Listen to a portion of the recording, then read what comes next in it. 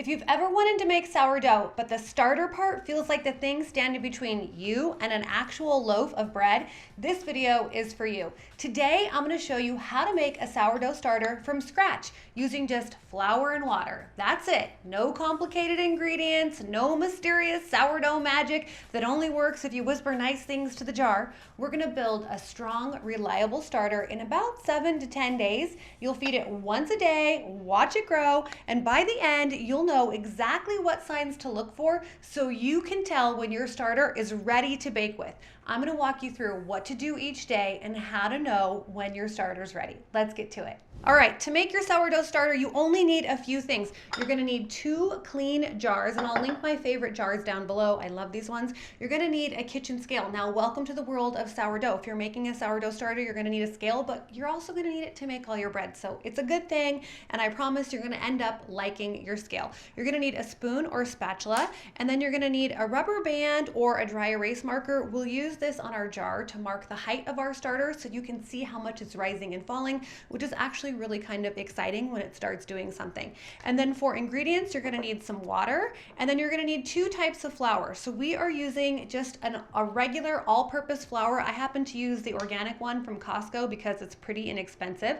So you're going to need your all-purpose flour, and then you're going to need either a rye flour or a whole wheat flour. Okay, you can choose whichever one of these is easiest for you to get. I got both of these at my local grocery store, and this is my whole wheat flour that I'm going with. Okay, and then every time we feed our starter, we're going to use the exact same ingredients. We're going to use 50 grams of water, 25 grams of our all-purpose flour, and then 25 grams of either your wheat flour or your rye flour. Now, let's talk about that. We're using a mix of flours, the all-purpose and the wheat or rye, because whole grains ferment faster and they bring more wild yeast and bacteria to our little sourdough party, and that's definitely what we want. We want to wake everything up and give your new starter the best chance to become strong and active. All right, it's day 1 of making our sourdough starter. Let's get to it. I've got my clean jar here. It's on my scale, and I'm going to add 50 grams of water. Now, you're always going to start by adding your water to the jar, okay? That'll just make it a lot easier to add the flour and mix everything together. Otherwise, you'll get a bunch of clumped up flour on the bottom. So 50 grams of water. Now, it's not a lot. We're just using a tiny amount here. So I've got my 50 grams of water, and then to that, I'm going to add 25 grams of all-purpose flour and 25 grams of my whole wheat flour or rye, whatever you're using. That was my all-purpose, and here comes my whole wheat. There we go.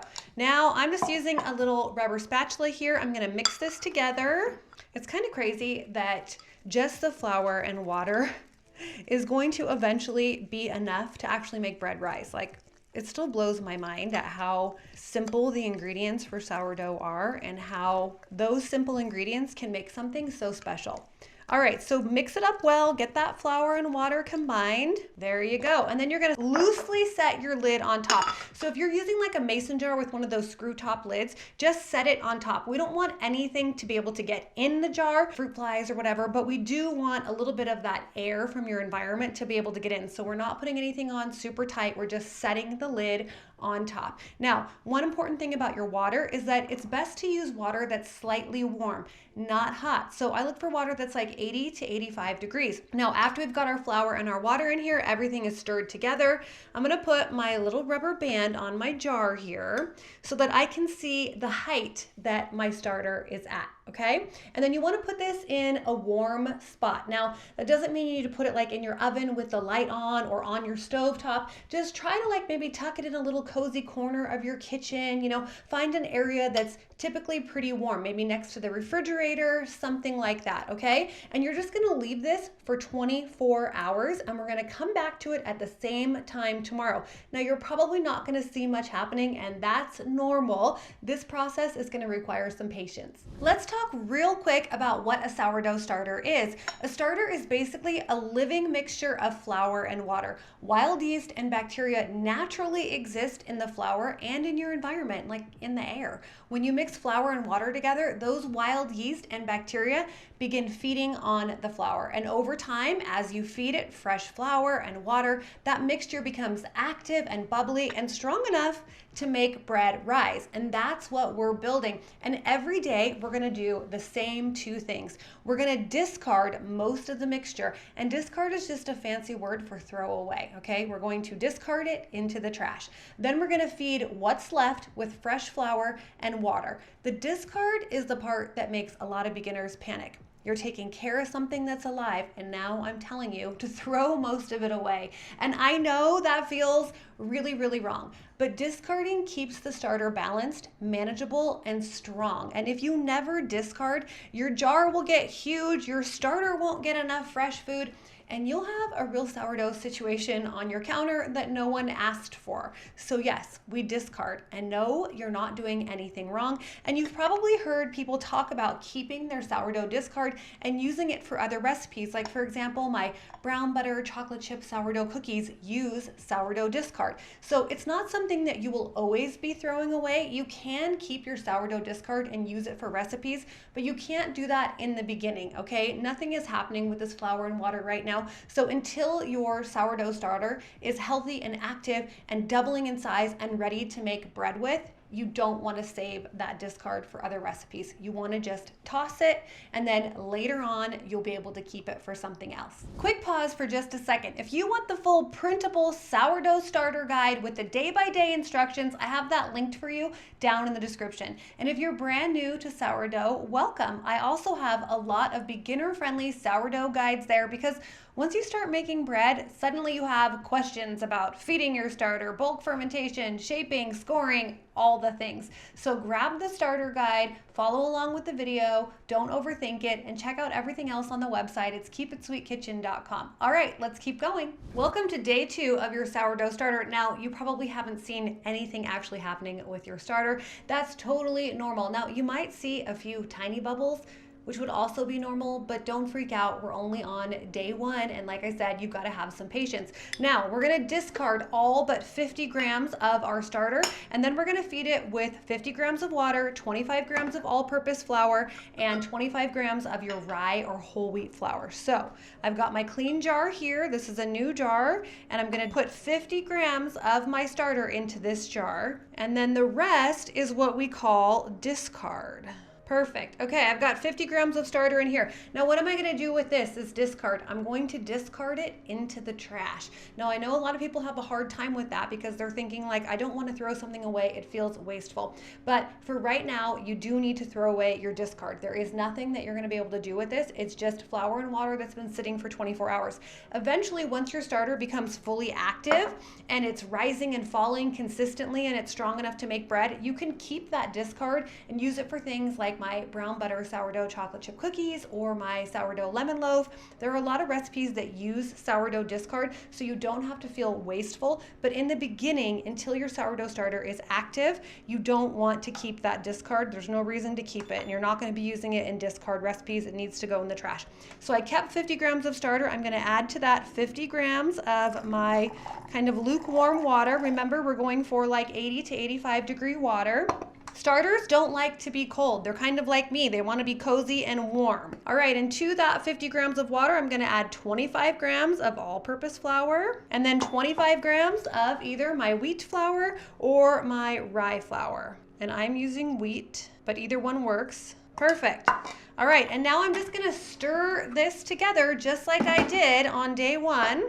This whole process, I mean, it takes a lot of days, but it's only about 5 minutes every single day. And really the whole concept of sourdough starter is pretty amazing. You know, you're able to take just flour and water, and over the matter of like 2 weeks, you can make something that's strong enough to make bread rise, which is pretty amazing. Okay, make sure you mix your starter up really, really well. And then you're just going to loosely set your lid right over the top of your jar. I'm gonna take this rubber band off my discard, put it back on this jar so that I can see if my starter rises. All right, there we go. That's day 2 of your sourdough starter. All right, it's day 3 and it kind of feels like we never left, right? But here we are, day 3 of our sourdough starter. Now, this is where things can start to get a little bit dramatic, or they can just be boring. It could go either way. Now, you might actually see a few bubbles in your sourdough starter. You might notice a stronger smell.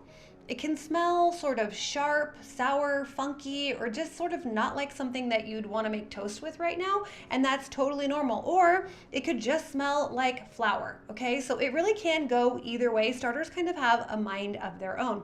And you might even be one of the few people that sees a really large rise in their starter. So this is the line in where my starter is, and maybe you come on day 3 and you look at your starter and it's up here, it's risen. You're gonna be thinking, oh my gosh, I did it. It only took 3 days and I made a sourdough starter. No, not quite. That's what we call a false rise, and it's just caused by the early bacterial activity, and it does not mean that your starter is fully ready to bake bread yet, okay? Basically, it's like all of the bacteria that's in the flour that you're using just kind of off-gassing. That's a very simplified answer to what's happening, but just know that it's a false rise and your starter is not ready to use yet, okay? That doesn't mean your flour was bad, nothing. It's totally normal. Sometimes it happens and sometimes it doesn't, okay? So don't get tricked by that one big rise on day 3 if you happen to have that. It's not ready. Just know that sourdough starters can be a little dramatic in the beginning, okay? And we're gonna just keep going with the exact same process. So I've got another jar here. I've switched to my smaller jars because I have used every jar in my house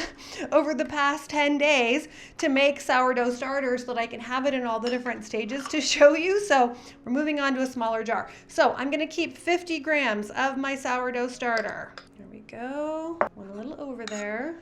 Perfect. Okay, and to that, I'm gonna add 50 grams of my lukewarm water. And then I'm gonna add 25 grams of my all-purpose flour and 25 grams of my whole wheat flour. Give it a stir and cover it back up just like we've been doing every day. All right, now I'm on my whole wheat. Perfect, okay. That's my discard. And now I'm gonna stir this up, put the lid on it, put my rubber band on it, and then go about my day. Now this process that we're doing on day 3 is the same one that we did on day 2. Okay, there we go. We're mixed up nicely. I'm gonna put the lid on, put my rubber band around my jar, or if you're using a dry erase marker, just mark it. And you can do a better job of cleaning the sides of your jar than I'm doing. There you go. It makes it a little bit easier to kind of see what's happening in there. There we go. And that was day 3. Couldn't be easier. I'll see you back here for day 4. I'm back on day 4 of my sourdough starter, and it's getting exciting because I've got bubbles on my starter jar. I've had a little bit of a rise. It hasn't doubled in size, but I have had a little bit of a rise. You can see all around the sides of the jar that there's bubbles, and this is a really exciting time. So days 4, 5, and 6, you should start seeing some more signs of activity with your starter. Some more bubbles. It should be rising. It might even be doubling. Mine didn't quite double in size, but I definitely noticed that it did rise a little bit.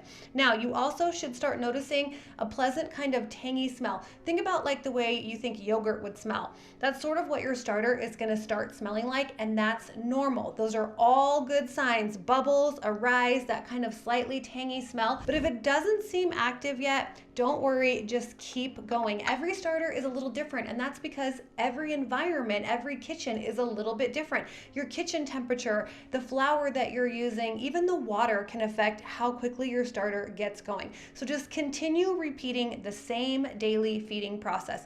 Discarding, only keeping 50 grams of the starter, feeding it with 50 grams of your water, 25 grams of your all-purpose flour, and 25 grams of your wheat or rye flour. Cover it and set it someplace warm for 20 more hours. That's the same thing we've been doing the whole time, and you're gonna keep doing that days 4, 5, and 6. All right, between day 7 and day 10, your starter should be looking like it's ready, which is the best part of this whole process because you're about ready to make some sourdough bread. Now, I don't want you to decide if your starter is ready just based on the calendar. Don't tell yourself, well, it's been 10 days, so that means my starter is ready. That's just not how this process works. You need to look for the signs that your starter is ready, okay? So this was the starter on day 7, and here is the day 10 sourdough starter. Yours could look different, okay? Remember, we already talked about all of those feedings or all of those different factors that make this process different for everyone. everyone, but this is what my starters looked like at day 7 and day 10. Let's talk about the signs that you should be seeing in your starter so that you'll know it's ready. It should be rising and falling consistently. Now what that means is that this was the height when I fed my starter, and here it is now, so it's risen, and then eventually the starter will start to fall down. So if you are new to sourdough, which you probably are because you're making a starter, you may not understand that the starter actually rises and then it falls every day. This is the process that happens. You discard, you feed. Usually within 4 to 6 hours of feeding your starter, it should rise. And you want to see it at least doubling in size. So if your starter was here right after you fed it, you want to see it doubling to here, okay? That's the normal process, and that should happen within 4 to 6 hours. And then you'll see it start to fall flat, okay? When it's all the way risen and it's not going to rise anymore, we call that peak, and then it just starts to fall flat, and that just lets you know, okay, it's eaten through all of its food, it's time to feed it again, okay? Now this is my starter on day 10. It has more than doubled in size. It's either tripled or quadrupled in size, and this will happen when your starter is really healthy, when it's really active, when you're feeding it regularly and keeping it in a warm spot, and this is exactly what you want to see. Either one of these starters would be good to bake bread with. They're both ready to go. They're doubling in size, rising and falling consistently, okay? And that's the key word there, is consistently. This should be happening every day. You don't want to just have one random good day where your starter rose and then for 3 days in a row it's not rising and falling. That means it's not ready to make bread yet, okay? And if you try to rush this process and make bread with a starter that's not ready, like this was my starter on day 4, this is not ready to make bread with. My bread would turn out flat and dense, and it would be super disappointing. Let me show you what the starter actually looks like so you can kind of see the interior. It should be light and airy and bubbly. I kind of will say that it should look like a giant marshmallow. So this is my day 7 starter. It's light, it's airy, and even by stirring it, I'm kind of knocking some of that air out, which is totally fine, but now it's kind of going flat. And then here is my day 10 starter, the one that has, like, I don't know, quadrupled in size. Let's give this one a stir. There we go. And you can actually see it once again. See all that activity in there? Lots of air, lots of bubbles. And as I stir it, it's getting flatter and flatter. I'm knocking that air out, which is totally fine. That's what's going to happen when you discard and feed. And then it will start to rise again and then fall, okay? So if your starter is doing that consistently, then it's ready to go.